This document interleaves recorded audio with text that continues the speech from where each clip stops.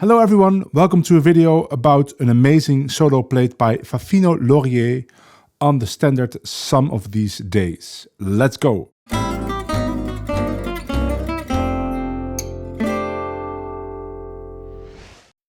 Favino Lorier is a guitar player and violin player from the area around Forbach in France. And it's near the German border, and there are many great players there, and they have a very specific style. It doesn't have an official name, but I always call it the Forbach style. And it's immediately recognizable because besides it being very authentic to what gypsy jazz is, it adds some specific ingredients that would translate to a kind of liveliness, a very pronounced virtuosity, and an amazingly powerful right hand. And it's something that I'm not very accustomed to get that amount of power, because I'm from the Dutch school, which it is powerful, but not as powerful as the Forbach style. And also the way they play the phrases, although there are similarities to the Dutch style, they are different. And I think I want to spend some time on my channel going into that style and going into the Forbach players, starting today with Favino Lorier. So let's start with the first phrase.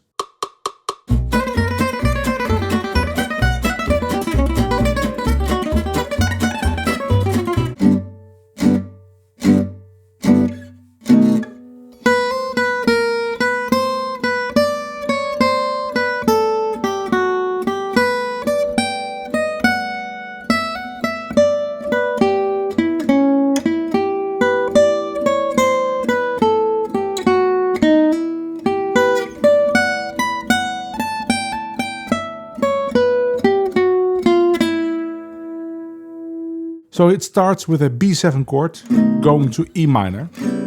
Usually people play E minor 6, but you could also play E minor 7 or even E minor like this, because the song is in G. So even though it sounds like we're in E minor, it's actually the 6th degree of G. So it's any variety of E minor you want. In this case, I would play E minor 6 if I'm the rhythm player.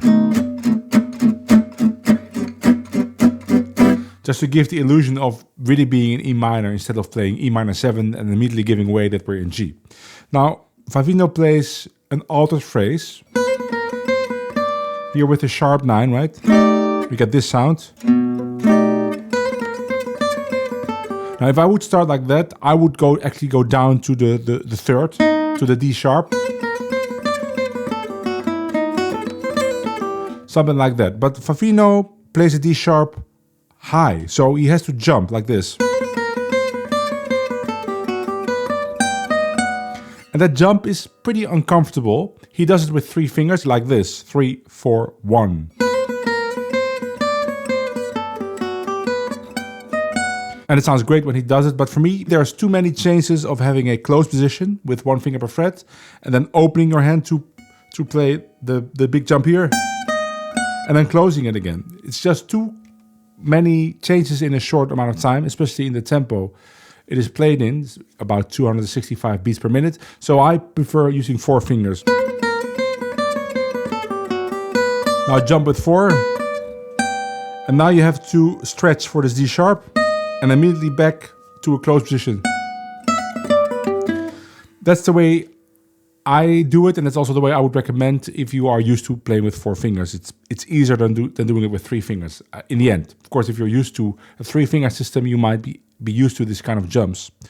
So then we get, let's say, a typical, I would say, a gypsy jazz way of playing E minor. And it has first the 7 here, but then there's the 6 on the D string. Very peculiar sound, but it really works. Now we go back to B7, and again we get this sharp 9, same as here, but you could play, for instance, this voicing. And now we get this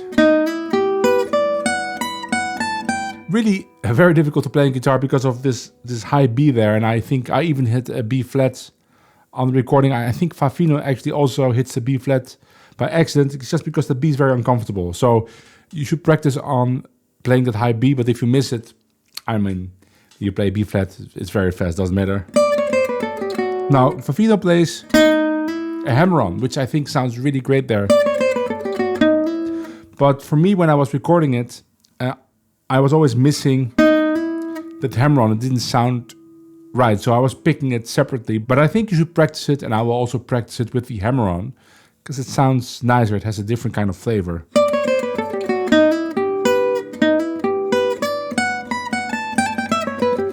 And here we have this typical E minor 6 arpeggio-based lick. If we just played arpeggio, it would be like this.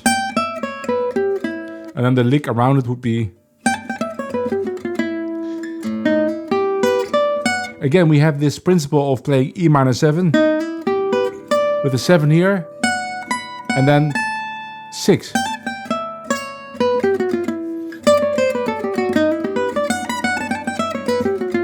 Yeah, that high B is very uncomfortable, but you should just try and go for it, and if you miss it, it still sounds great. Let's go to the next phrase.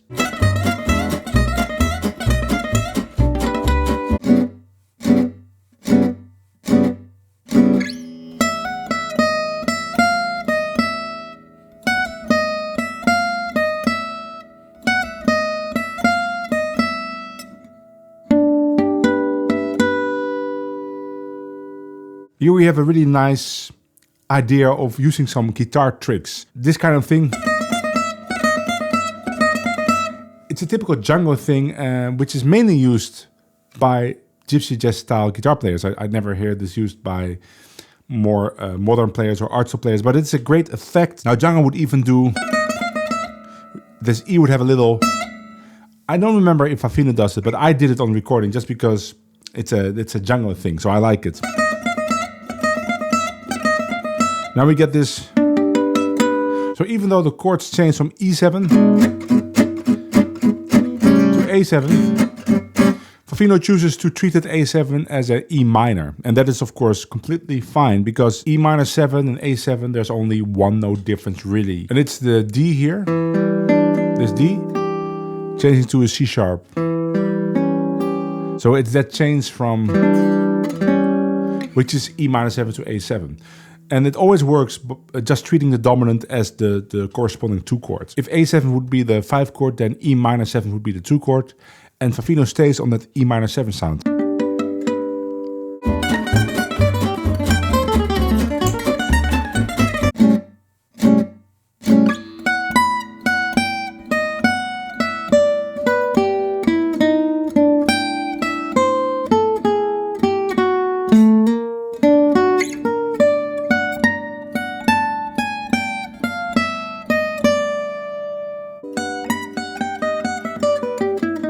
All E minor 7, and then he changes to D7 early. That's a lick for D7. You could even see it as A minor to D7, right? Same thing, the 2 chord for D7 is A minor 7, but he plays it early because the D7 is here, and then he stays on D7 by playing this augmented triad. Now you will see it's pretty uncomfortable to play. I think Favino uses different fingerings, even which are even harder. I don't remember which. My fingerings are probably easier to learn, but still not very comfortable. And again, there's this hammer-on, which is very attractive sound. I was picking it just because it was too difficult for me to hit that during the recording, but I would practice that with the hammer-on. And then we have to go to the next chord with G7, so he does it with a chromatic phrase. Now he plays it with dragging first finger, like this. I can't do that at all, because it sounds very imprecise, but some people are very good at it, like Favino or Stocholo. I prefer to just change position once and do it like that, or even like that. And then we are on to the next phrase.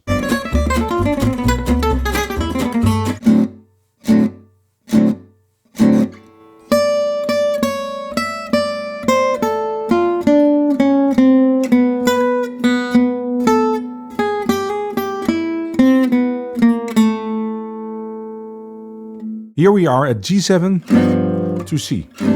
And it's a perfect opportunity to play a 2-5-1 lick, and here we have a great one.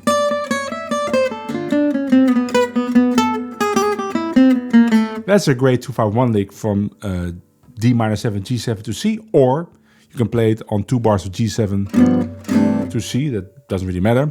And the nice thing about it is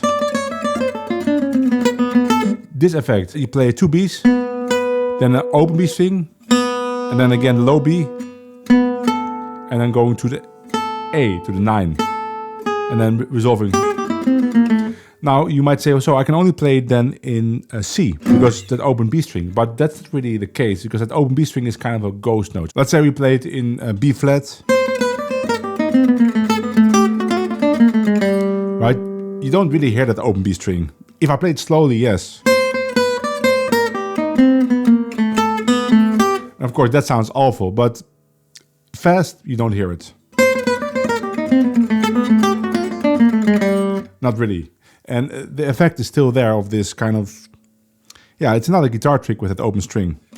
Let's play it in D, right? So you have to start on the 5th of the dominant. So in D, the dominant or the 5 chord would be A7, and the 5th is in E. So you start here.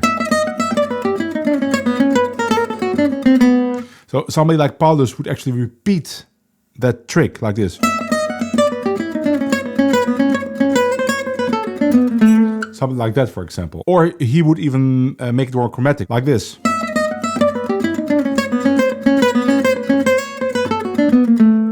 Something like that.